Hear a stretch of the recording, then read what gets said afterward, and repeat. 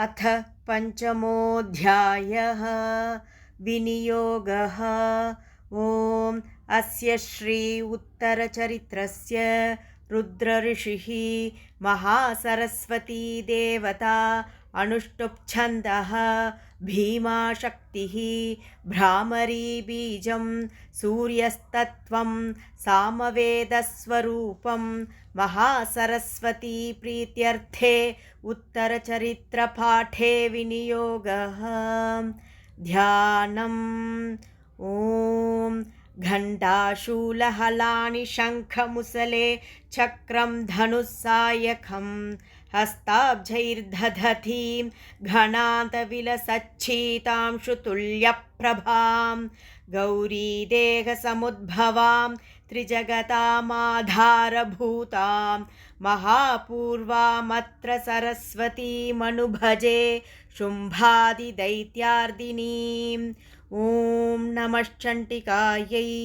ॐ क्लीं ऋषिरुवाच पुरा शुम्भनिशुम्भाभ्याम् असुराभ्यां शचीपतेः त्रैलोक्यै यज्ञभागाश्च हृता मदबलाश्रयात् तावेव सूर्यतान् तद्वदधिकारन् तथैन्दवं कौबेरमथ याम्यञ्च चक्राते वरुणस्य च तावेव पवनर्धिञ्च चक्रतुर्वह्नि कर्म च ततो देवा विनिर्धूधा भ्रष्टराज्याः पराजिताः हृताधिकारास्त्रिदशास्ताभ्यां सर्वे निराकृताः महासुराभ्यां तान् देवीं संस्मरन्त्यपराजितां तयास्माकं वरो दत्तो यथा पत्सु स्मृताखिलाः भवतां नाशयिष्यामि तत्क्षणात् परमापदः इति कृत्वा मतिं देवा हिमवन्तन्नगेश्वरं जग्मुस्तत्र ततो देवीं विष्णुमायां प्रतुष्टुवुः। देवाऊचुः नमो देव्यै महादेव्यै शिवायै सततं नमः। नमः प्रकृत्यै भद्रायै नियताः प्रणतास्मतां रौद्रायै नमो नित्यायै गौर्यै धात्र्यै नमो नमः। ज्योत्स्नायै चेन्दुरूपिण्यै सुखायै सततं नमः। कल्याण्यै प्रणतां वृद्ध्यै सिद्ध्यै कुर्मो नमो नमः। नैऋत्यै भूभृताल्लक्ष्म्यै शर्वाण्यै ते नमो नमः। दुर्गायै दुर्गपारायै सारायै सर्वकारिण्यै ख्यात्यै तथैव कृष्णायै धूम्रायै सततं नमः। अतिसौम्यादिरौद्रायै नतास्तस्यै नमो नमः। नमो जगत्प्रतिष्ठायै देव्यै कृत्यै नमो नमः। या देवी सर्वभूतेषु विष्णुमायेति शब्दिता नमस्तस्यै नमस्तस्यै नमस्तस्यै नमो नमः। या देवी सर्वभूतेषु चेतनेत्यभिधीयते नमस्तस्यै नमस्तस्यै नमस्तस्यै नमो नमः। या देवी सर्वभूतेषु बुद्धिरूपेण संस्थिता नमस्तस्यै नमस्तस्यै नमस्तस्यै नमो नमः। या देवी सर्वभूतेषु निद्रारूपेण संस्थिता नमस्तस्यै नमस्तस्यै नमस्तस्यै नमो नमः। या देवी सर्वभूतेषु क्षुधारूपेण संस्थिता नमस्तस्यै नमस्तस्यै नमस्तस्यै नमो नमः। या देवी सर्वभूतेषु छायारूपेण संस्थिता नमस्तस्यै नमस्तस्यै नमस्तस्यै नमो नमः। या देवी सर्वभूतेषु शक्तिरूपेण संस्थिता नमस्तस्यै नमस्तस्यै नमस्तस्यै नमो नमः। या देवी सर्वभूतेषु तृष्णारूपेण संस्थिता नमस्तस्यै नमस्तस्यै नमस्तस्यै नमो नमः। या देवी सर्वभूतेषु क्षान्तिरूपेण संस्थिता नमस्तस्यै नमस्तस्यै नमस्तस्यै नमो नमः। या देवी सर्वभूतेषु जातिरूपेण संस्थिता नमस्तस्यै नमस्तस्यै नमस्तस्यै नमो नमः। या देवी सर्वभूतेषु लज्जारूपेण संस्थिता नमस्तस्यै नमस्तस्यै नमस्तस्यै नमो नमः। या देवी सर्वभूतेषु शान्तिरूपेण संस्थिता नमस्तस्यै नमस्तस्यै नमस्तस्यै नमो नमः। या देवी सर्वभूतेषु श्रद्धारूपेण संस्थिता नमस्तस्यै नमस्तस्यै नमस्तस्यै नमो नमः। या देवी सर्वभूतेषु कान्तिरूपेण संस्थिता नमस्तस्यै नमस्तस्यै नमस्तस्यै नमो नमः। या देवी सर्वभूतेषु लक्ष्मीरूपेण संस्थिता नमस्तस्यै नमस्तस्यै नमस्तस्यै नमो नमः। या देवी सर्वभूतेषु वृत्तिरूपेण संस्थिता नमस्तस्यै नमस्तस्यै नमस्तस्यै नमो नमः। या देवी सर्वभूतेषु स्मृतिरूपेण संस्थिता नमस्तस्यै नमस्तस्यै नमस्तस्यै नमो नमः। या देवी सर्वभूतेषु दयारूपेण संस्थिता नमस्तस्यै नमस्तस्यै नमस्तस्यै नमो नमः। या देवी सर्वभूतेषु तुष्टिरूपेण संस्थिता नमस्तस्यै नमस्तस्यै नमस्तस्यै नमो नमः। या देवी सर्वभूतेषु मातृरूपेण संस्थिता नमस्तस्यै नमस्तस्यै नमस्तस्यै नमो नमः। या देवी सर्वभूतेषु भ्रान्तिरूपेण संस्थिता नमस्तस्यै नमस्तस्यै नमस्तस्यै नमो नमः।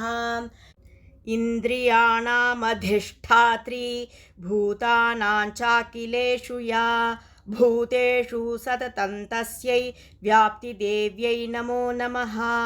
चितिरूपेण या कृत्स्नमेतद्व्याप्य स्थिता जगत् नमस्तस्यै नमस्तस्यै नमस्तस्यै नमो नमः। स्तुतासुरैः पूर्वमभीष्टसंश्रयात् तथा सुरेन्द्रेण दिनेषु सेविता करोतु सा नः शुभहेतुरीश्वरी शुभानि भद्राण्यभिहन्तु चापदः।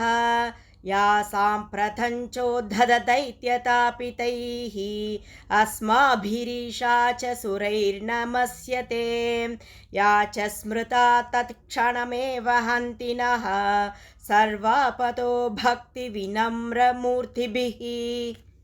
ऋषिरुवाच एवं स्तवादियुक्तानां देवानां तत्र पार्वती स्नातुमभ्याययौ तो ये जाह्नव्यान् नृपनन्दन सा ब्रवीतान् सुरान् शुभ्रोर्भवद्भिस्तूय तेऽत्र का शरीरकोशतश्चास्या समुद्भूता ब्रवीच्छिवा स्तोत्रं ममैतत् क्रियते शुम्भदैत्यनिराकृतैः देवैः समेतैः समरे निशुम्भेन पराजितैः शरीरकोशात् यत्तस्याः पार्वत्या निःसृताम्बिका कौशिकीति समस्तेषु ततो लोकेषु गीयते तस्यां विनिर्गतायां तु कृष्णा भूत्सापि पार्वती कालिकेति समाख्याता हिमाचलकृताश्रया ततोऽम्बिकां परं रूपं बिभ्राणां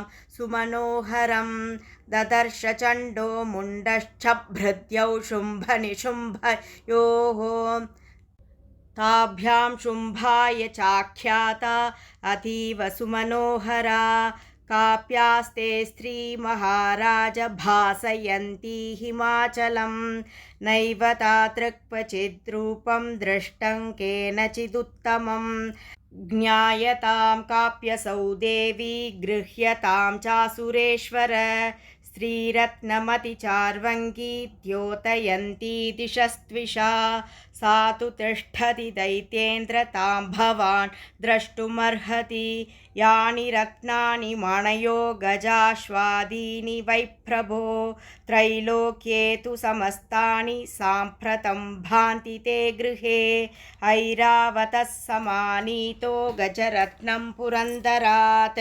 पारिजाततरुश्चायं तथैवोचैश्रवाहयः विमानं हंससंयुक्तमेतत्तिष्ठति तेऽङ्गणे रत्नभूतमिहानीतं यदासीत् वेधसो बुधम् निधिरेष महापद्मः समानीतो धनेश्वरात् किञ्जल्किनीं ततौ चाब्धिर्मालामम्लानपङ्कजां छत्रन्ते वारुणं गेहे काञ्चनस्रावितिष्ठति तथायं स्यन्दनवरो यः पुरासीत् प्रजापतेः मृत्योरुत्क्रान्तिता नाम शक्तिरीशत्वया हृता पाशः सलिलराजस्य भ्रातुस्तव परिग्रहे निशुम्भस्याब्धिजाताश्च समस्ता रत्नजातयः वह्निरपि दतौ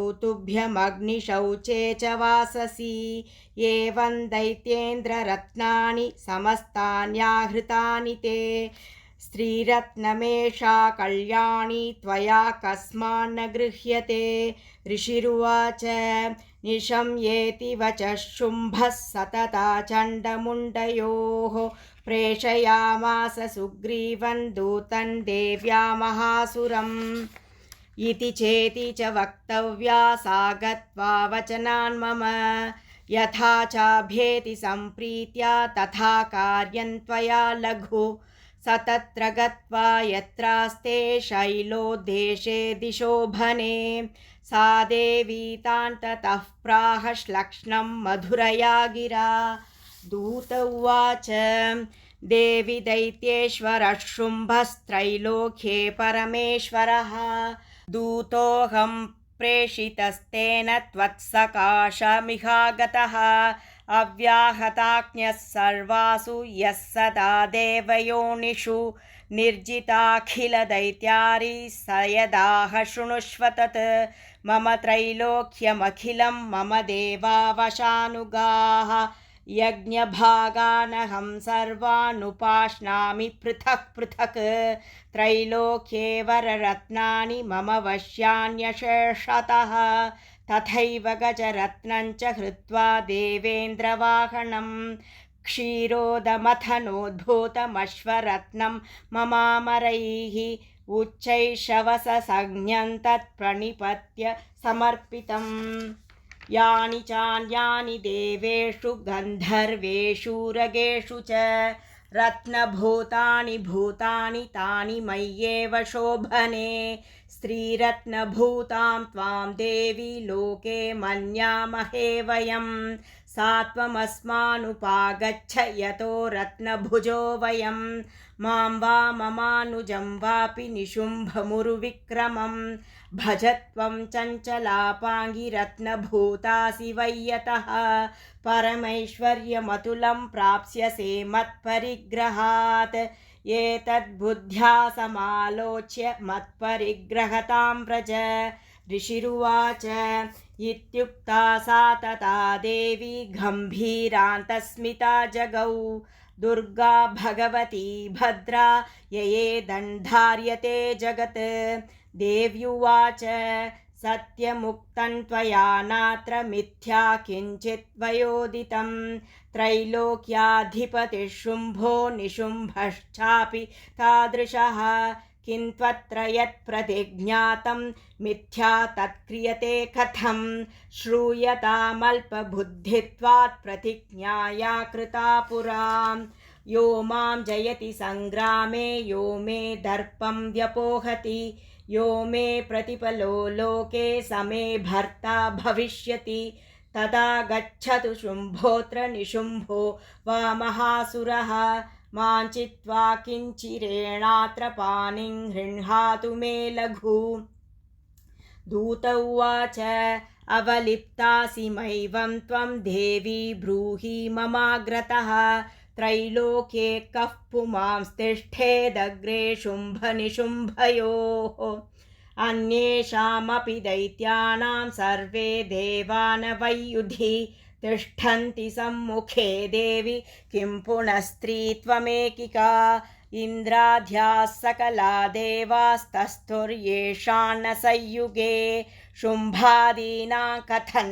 तेषां स्त्रीप्रयास्यसि सम्मुखं सा त्वं गच्छ मयैवोक्ता पार्श्वं शुम्भनिशुम्भयोः केशाकर्षणनिर्धूतगौरवामागमिष्यसि देव्युवाच एवमेतत् बलिशुम्भो निशुम्भश्चातिवीर्यवान् किं करोमि प्रतिज्ञा मे यदनालोचिता पुरा सत्वं गच्छ मयोक्तन्ते यदेतत्सर्वमादृतः तदा चक्ष्वासुरेन्द्राय स च युक्तं करोतु तत्। ॐ श्रीजगदम्बार्पणमस्तु। इति श्रीमार्कण्डेयपुराणे सावर्णिके मन्वन्तरे देवीमाहात्म्ये देव्यादूतसंवादो नाम 5मोऽध्यायः।